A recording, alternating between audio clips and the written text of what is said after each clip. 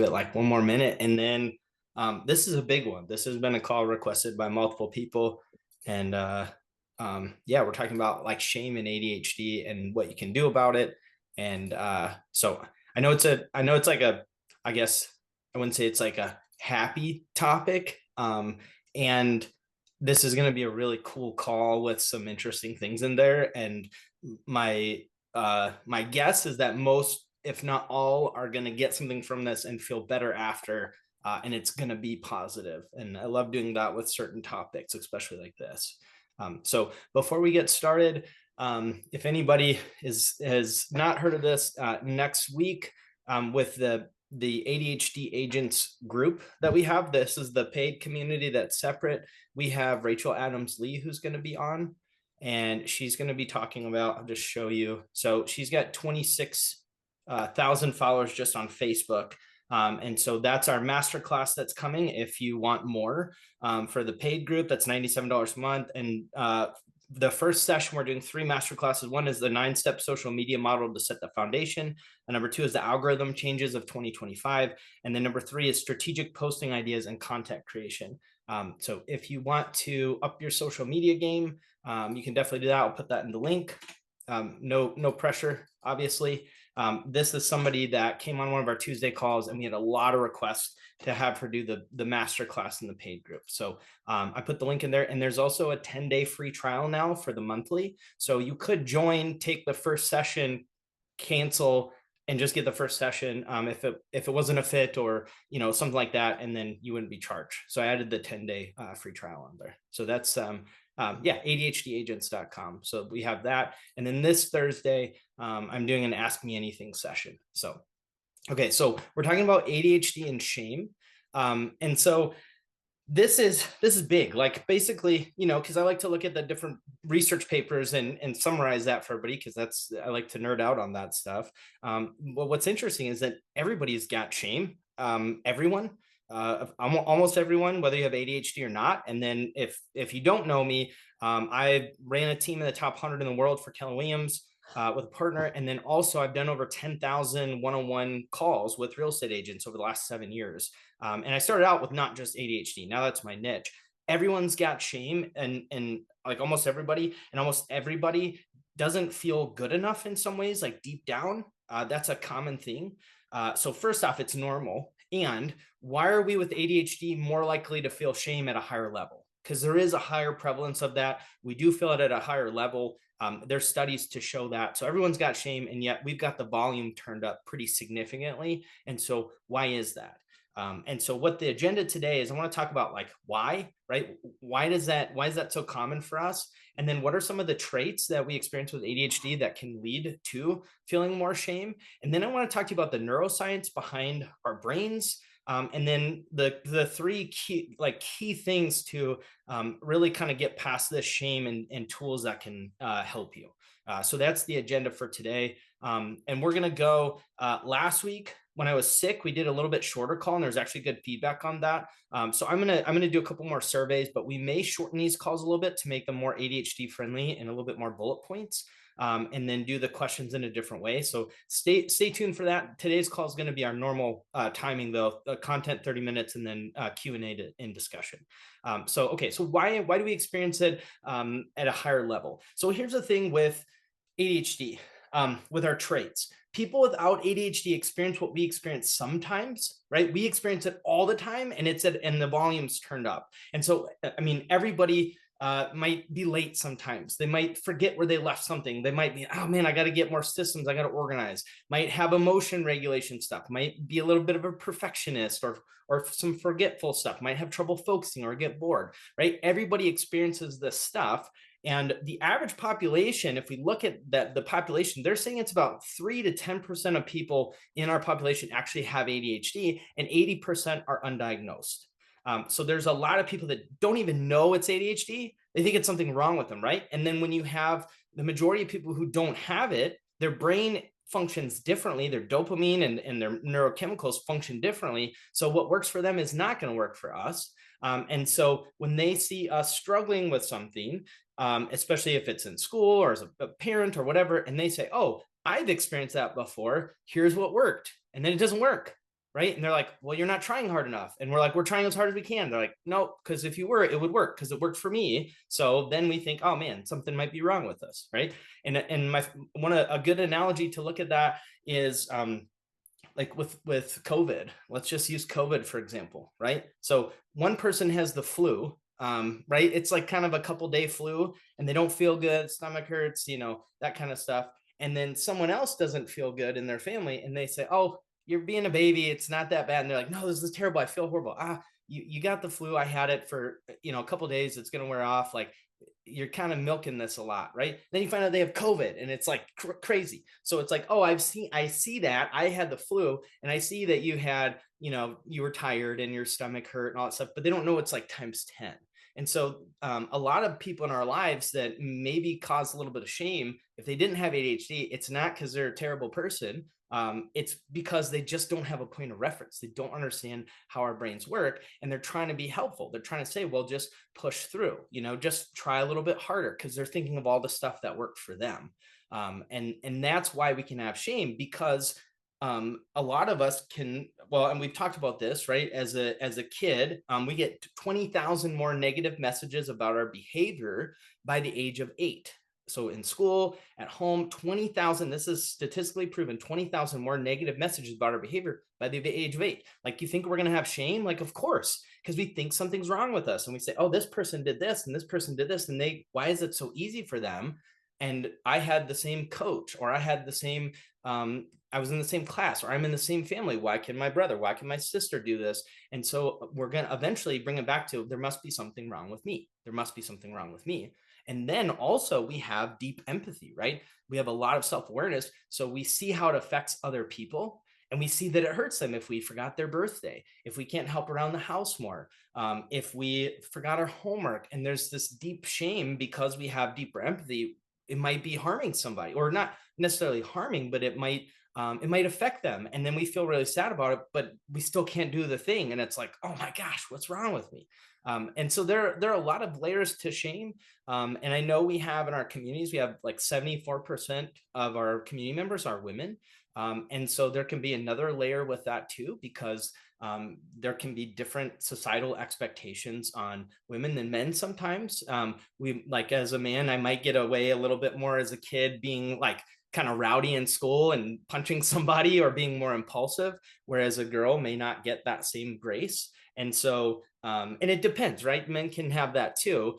There just can be another layer of expectations on women as well. And so there can be just a lot of shame. And then also it depends on your role, right? You might be a man and you might have had a lot of those expectations too. And so it's really important to look at that. And then if you had a co-occurring diagnosis or disability or chronic illness, or maybe you're part of a minority, we have what's called intersectionality, where you might have ADHD and then you might like be a person of color and maybe not get some of the same treatment, or you might have a chronic illness and ADHD, and executive function, meaning the ability to do something, is really hard because you're really tired. So there's an added layer. And so what's really important is just to acknowledge and name anything that might create extra layers, because that's the first step. So what I want to go to right now is I want to talk about the neuroscience behind this, because, and I'm kind of jumping to one of the key things about this with ADHD is getting rid of shame, which is understanding how the brain works. Because yes, you can do affirmations to kind of counteract the shame. And I don't know about you, like, I want logic. Is it, I mean, yes, I can say I'm great, I'm worthy, and that's true. And like, what's going on in my brain? Why is it hard? And that's what I really want to understand. And so that's what I want to show you right now, is what is going on in the brain. Because the thing with ADHD is that what a lot of experts are showing, because again, there's still new stuff coming out, is that really ADHD is an executive function disorder in a sense. And what that means, executive function, is your ability to do the thing, right? To feel motivated, to regulate your emotions, to take action, to not procrastinate, to remember stuff, to organize, to prioritize. These are all traits of executive dysfunction. And what they're saying is with ADHD, our executive dysfunction is impaired in a sense. However, we know that we can kind of have an excess of dopamine, which is our superpower as well.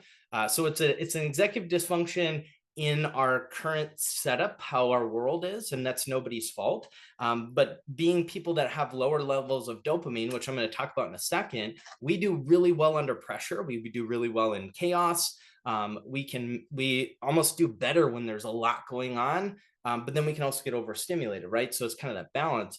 But that's where you see the superpower is we can just plug in and hyper focus and forget the world exists. And that's why we have so many innovators in our world who have ADHD.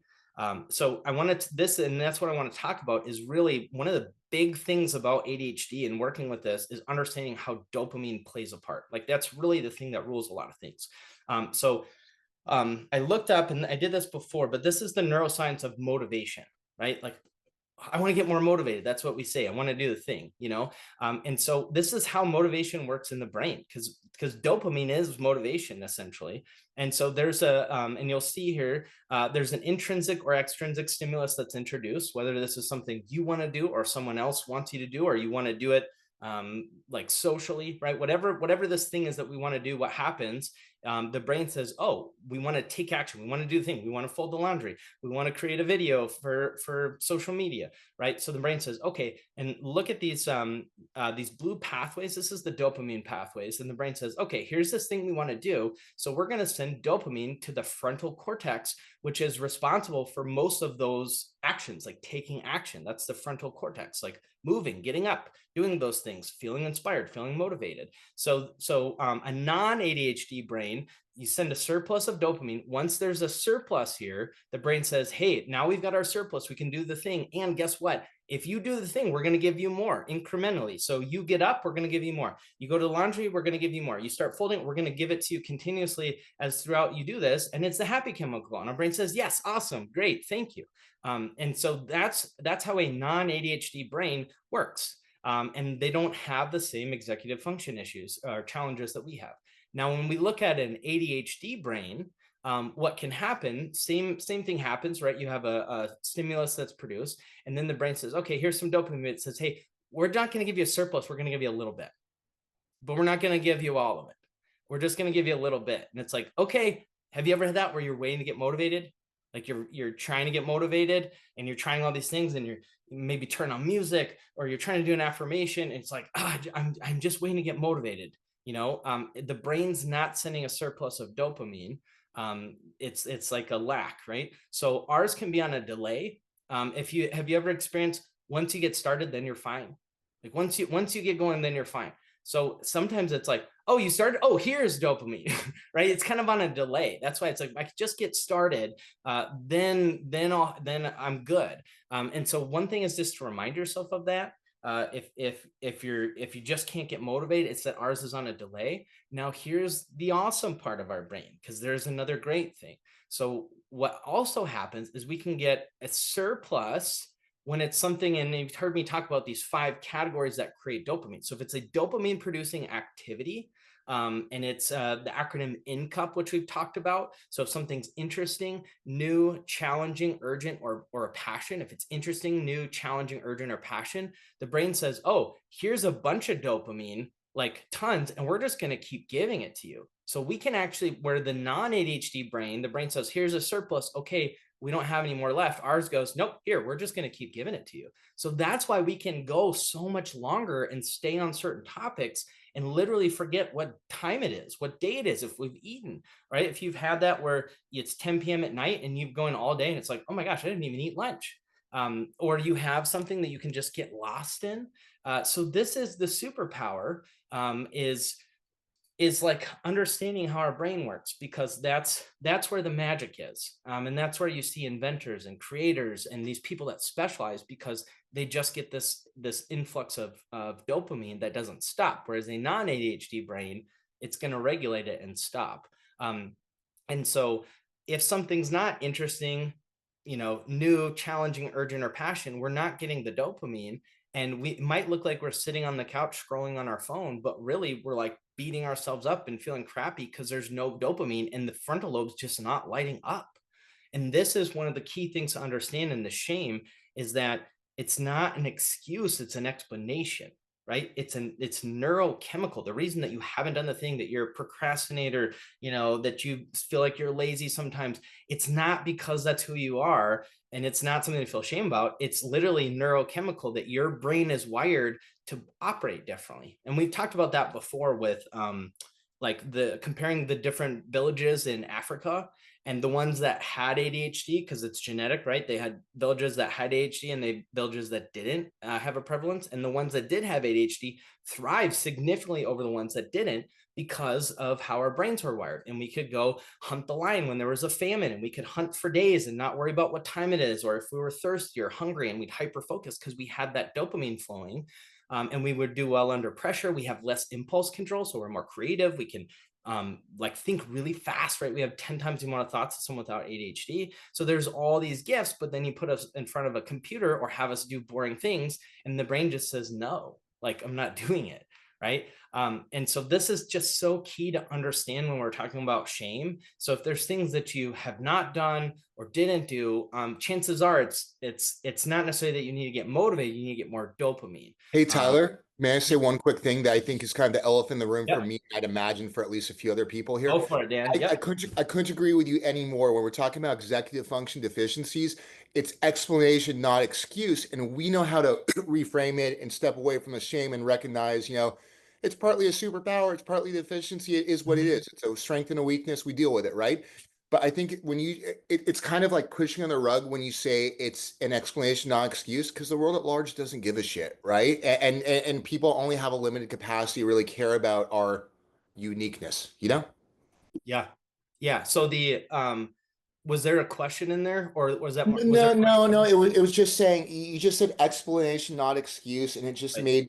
it just made me think like, yeah, but we're glossing over. It's just like we're taking it for given that everyone's going to be cool to the fat guy or the autistic guy or the non-normal person in the world is just kind of mean and shitty. So it's not. It feels like a fetishization to make it like that easy. Oh, it's an explanation. Deal with it. The world. Mhm. the- so there's not a question. There's just an observation somewhere. Yeah. You know? Well, and that's where being your own advocate's going to be really important, because you're right. There's some circles where they're going to see it as an excuse regardless of how you see it, right? It's going to look like an excuse. Or if you want something, right, the goals don't care. It's like you got to get it done, no matter what. So I definitely appreciate the view on that. And there's that's where we're like, when we're talking about shame, um, first it starts with us, because when you speak with confidence, you're also going to set the tone for people too, and your boundaries, and knowing your boundaries. And so understanding how the brain works, you might have more awareness around where your dopamine's at, and you might not commit to something, or you might do it a different way, instead of thinking I have to do it the way that everybody else does it, or something's wrong with me, or I'm going to feel ashamed. And so and this was actually in here, so I'm going to talk about it now. So how do you know if you're using it as an excuse? Because that's an interesting thing, right? How do we know if we're because we really do want to have compassion for ourselves, because if shame worked, it would have worked by now, right? Like if shame worked and beating yourself up, you would be where you want to be. So if you're not where you want to be, don't keep trying that. If it hasn't worked in 30, 40, 50 years, it's not going to all of a sudden work one day to be negative with yourself. And so how do you know if you're using ADHD as an excuse or not? So here's a really good analogy. Let's say that I'm 5'3". Okay. I'm not, but let's say I am. Let's say I'm 5'3", and there's something really high on a shelf it's 6 feet tall, and I can't reach it. And someone else comes up who's 6 feet tall, and they say, hey, just grab it off the top shelf. It's easy, right? Like it's not that hard. Can you just go get that? And I'm 5'3". Now an excuse would say, hey, I can't get that thing off the top shelf at all. I can't do it, and walking away. A non-excuse would say, hey, I can get that thing off the top shelf, but I'm going to need a step ladder because I'm 5'3". So if I have a step ladder and I'm going to go get it right now, I can absolutely go get it. So that's kind of the difference. So if you're saying I can't do this, or I can't build this business, or I can't build it to this level, or I can't ever get this done, it might be that you actually need an accommodation, or another tool, right? Like if it's like, oh man, my house, I'm never going to keep it clean. Well, then get a house cleaner, right? Those are an accommodation. So that's another thing. We want to, just depending on how your brain works, we really want to get you in your joy zone, and not like have the same expectations, because when we get in your joy zone, you're going to be able to have this huge surplus of dopamine and do these amazing things. But if you're holding yourself to neurotypical standards and expecting you to do the exact things and have your brain work the same way, like you're going to be living in a lot of shame. And that's just the truth. So I want to look at some of our traits, right? So these are other things that can kind of lead to shame, and is like procrastination, executive dysfunction. So that's what we talked about. And so being a coach who's done 10,000 one-on-one calls, I have yet to meet an ADHD agent that I felt like was actually a procrastinator. I have not seen that. A lot of people will come to me as a coach and they'll say, "Oh, I'm this huge procrastinator," and I'll say, "Well, I bet you're probably not. You might be. Let's check in." And like 10 out of 10 times, it usually comes down to this executive dysfunction. So let me give you an example. So procrastination is when you could do something, but you choose not to. You could, like, you literally could go do the thing, but you just choose not to. Okay. That's procrastination. Whereas executive dysfunction is you want to do the thing. You see the logic and the value in doing the thing, but you can't because your frontal lobe, now that we know, is not lighting up and you don't have a surplus of dopamine. So you're really, the way to circumvent this is to remind yourself that you will get more dopamine once you get going. That's why it's so important to understand the explanation versus, man, I'm giving an excuse. I just need to suck it up. I need to push harder, that kind of stuff. Like that's the stuff that just, you burn out. So time blindness, right? So here's some other reasons why there might be shame: trouble gauging how long things take or how long it's been. So we can get lost in time and literally, like, we see time differently. They show this too. These are studies on this, and we can forget what time it is or just get lost in something. So it's this huge benefit, but we can be late for important things. Or we might think, okay, I've got to go to this appointment. It's going to take me, I just need 15 minutes, 5 minutes to get ready, 10 minutes to drive there. And then it's like you could try as hard as you can. And it's like, oh, that's right, I left the clothes and the clothes aren't dry in the dryer. I got to turn that on. Or, oh my gosh, I forgot there's construction. Or we could also say, wait, 5 minutes to shower, that was insane. Like, I need way more time. So we also have trouble gauging how long things take. And so a trick for that is you really want to double it. So whatever amount of time you think it's going to take, you want to double that. It's like our brain kind of just doesn't gauge it as well. And again, there's a silver line to everything, but that can cause a lot of shame, right? Like being late for things. Emotion regulation. ADHD is not just a focus thing. It's not. We can have emotion regulation because dopamine's a happy chemical. We can have a difference in our serotonin pathways as well. And so emotion regulation, we can be kind of irritable. We can like be kind of emotional, and then we can like have so much energy when we almost feel manic. We've had a lot of people misdiagnosed with bipolar. We can have like really low lows and really high highs, but it's not bipolar. It's just the dopamine regulating in different ways. So that can feel kind of shame. You might feel overstimulated, and there's this party that you're supposed to go to with your spouse, and you're so overstimulated that if you go, you're going to be dysregulated and go sit in a corner. You're going to get a panic attack. There's shame with that. Man, I'm missing this important thing. Sensory processing challenges. Maybe you go sit in a training and it's really important and you want to learn about the thing, but you can't shut off the person chewing gum next to you and the other person clicking their pen and their fluorescent lights, and you can hear the buzzing of the lights, and you eventually just have to leave. And it's like, man, what's wrong with me? Why can't I sit and listen to this important training? Like, I'm never going to be successful. Right? Rejection sensitivity dysphoria. So this is actually a thing in our brains. It's like fear of rejection times 10. And they can gauge this in studies of like emotional pain. Like they can see it in our brains, even at neutral perceived rejection. So it could be neutral and we take it there. So somebody might not even be saying something that's negative about us, but we can take it that way and then have more shame. And so brain fog and working memory issues. So our working memory can be a little bit impaired. And again, there's silver lining to this. It's kind of interesting, but there was a study, I think at Harvard, that showed that working memory we prune information. So we only keep the most important stuff and we prune the other stuff and the details sometimes. So it actually, we can take new information and are very intelligent. Like Albert Einstein, right? The smartest person ever live, had working memory issues, and he would prune and just take the most important stuff. So we might forget that the clothes are in the dryer and we forgot to turn that on, right? We might forget someone's birthday. We might forget what we walked into the kitchen for. However, we are going to remember some of the other important stuff. Trouble feeling motivated, restlessness in trainings, meetings, appointments. Like, why can't I sit still? Right? Like lower self-esteem, people pleasing and perfectionism. That's really common for us to have, is just try to be perfect, or to people please, because that can kind of go hand in hand with shame. Like if you deep down think like something's maybe not good with me or something's wrong with me, we're going to try to compensate because, man, I better people pleaser.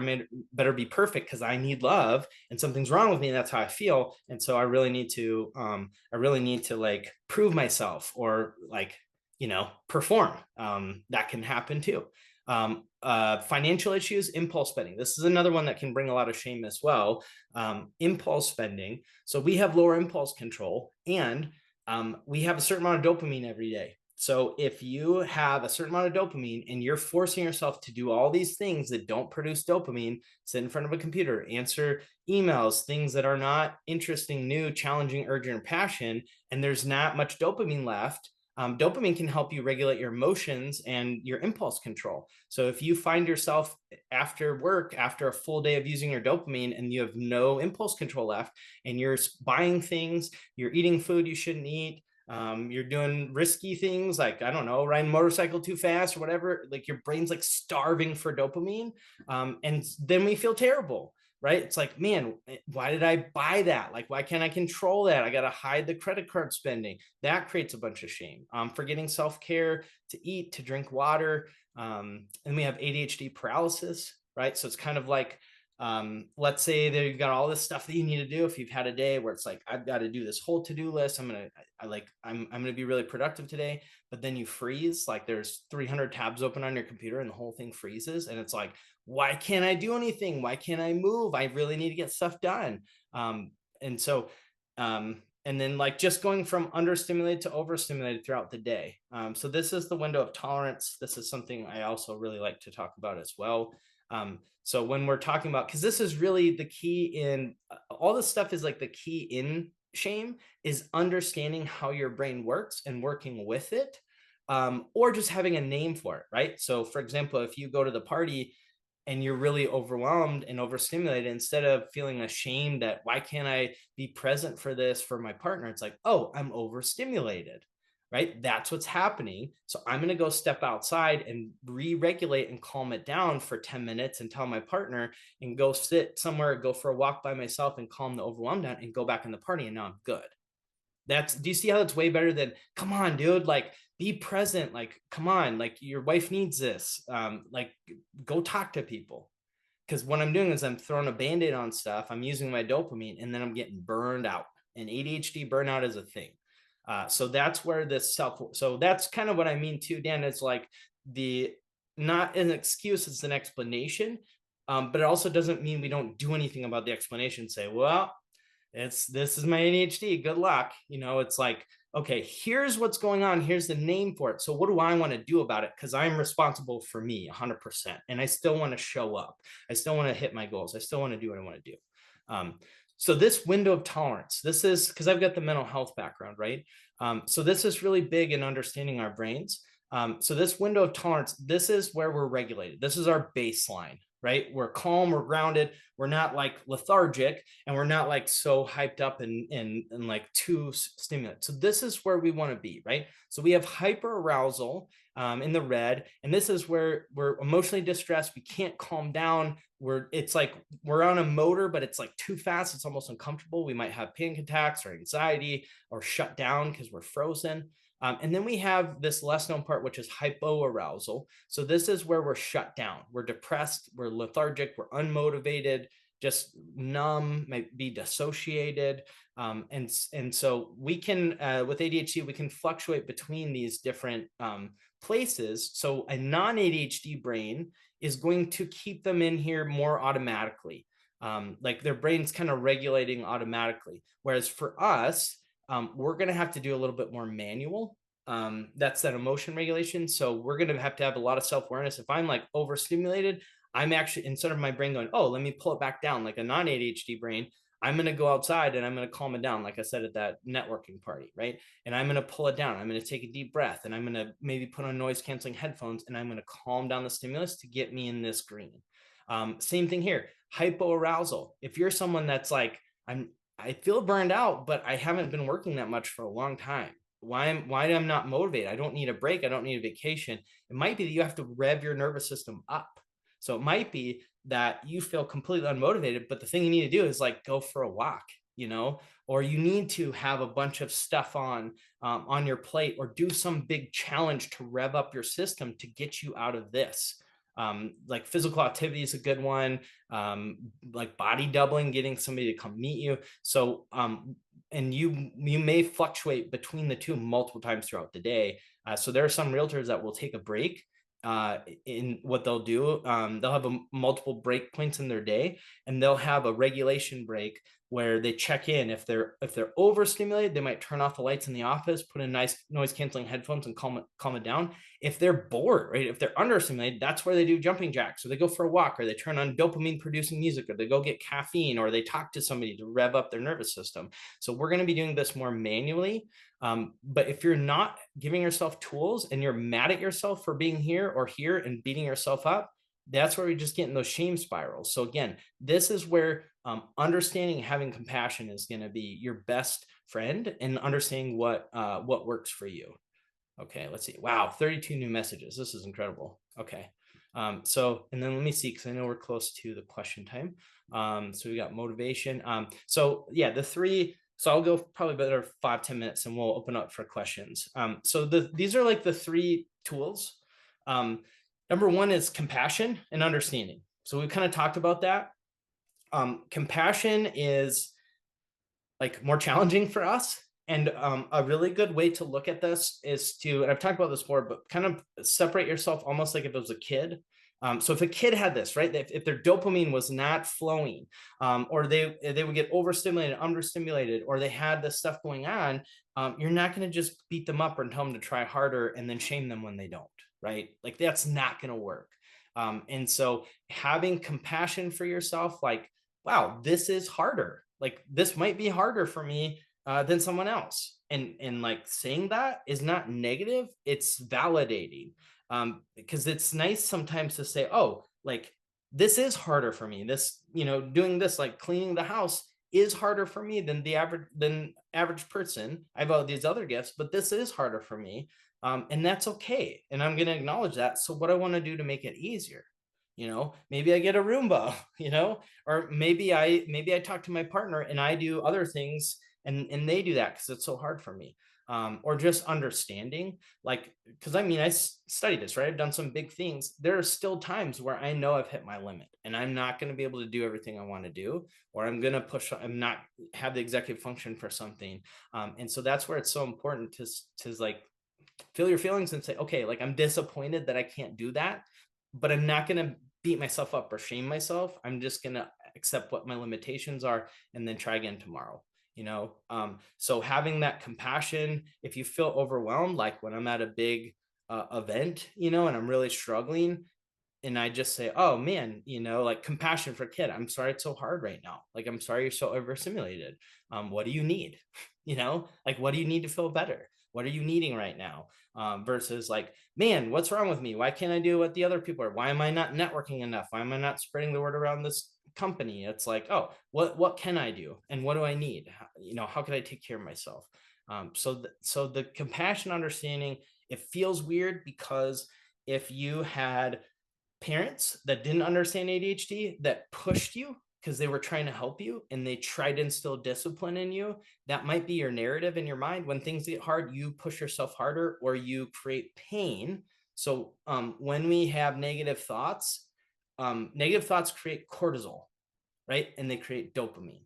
So negative thoughts are things that you might have used in the past to create urgency or to create dopamine. And so we can get addicted to negative thoughts as well. And so just watch that. So it just depends on how you want to look at it, right? So number one is compassionate understanding and understanding how your brain works. That is it.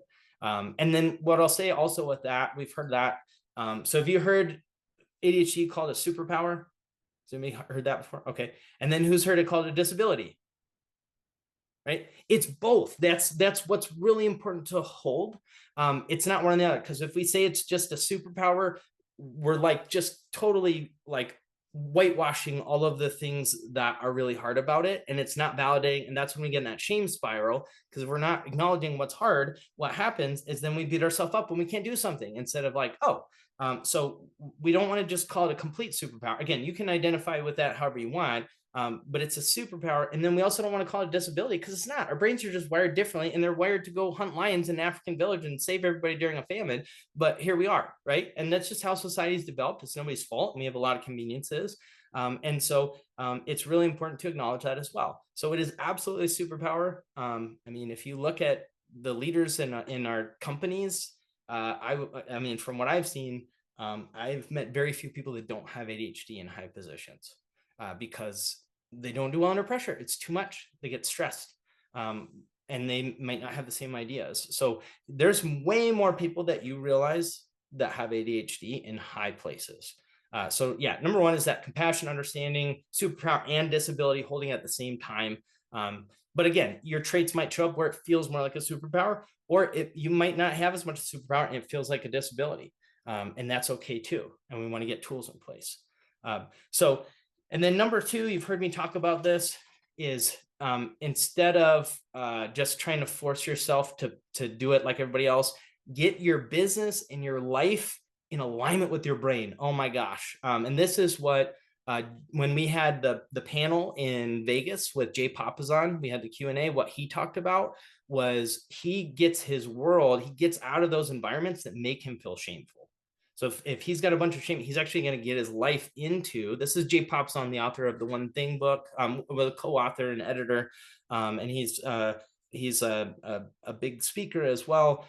He doesn't stay in environments where he feels shame all the time. He doesn't do it.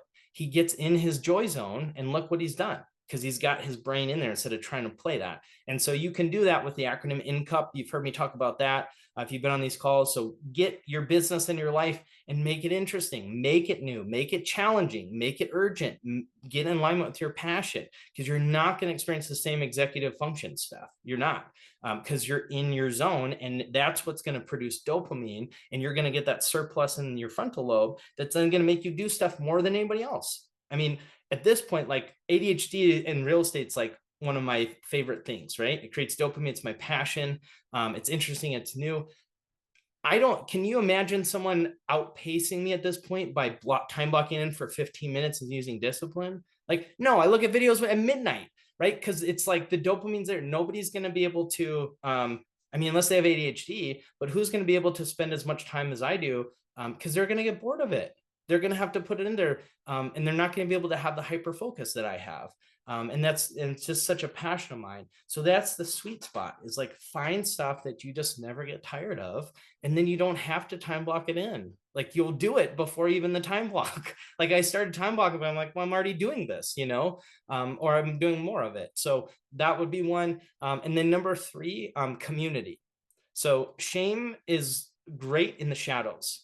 Shame loves you to isolate and not talk about it. So having community, you'll see that in the group sometimes when somebody forgot something or they had a hard time or whatever, they'll post in one of our groups, and then other people say, oh, that happened to me too. And then it can release the shame. So if you have got a bunch of shame, find community and bring it up, because shame doesn't do well in the light.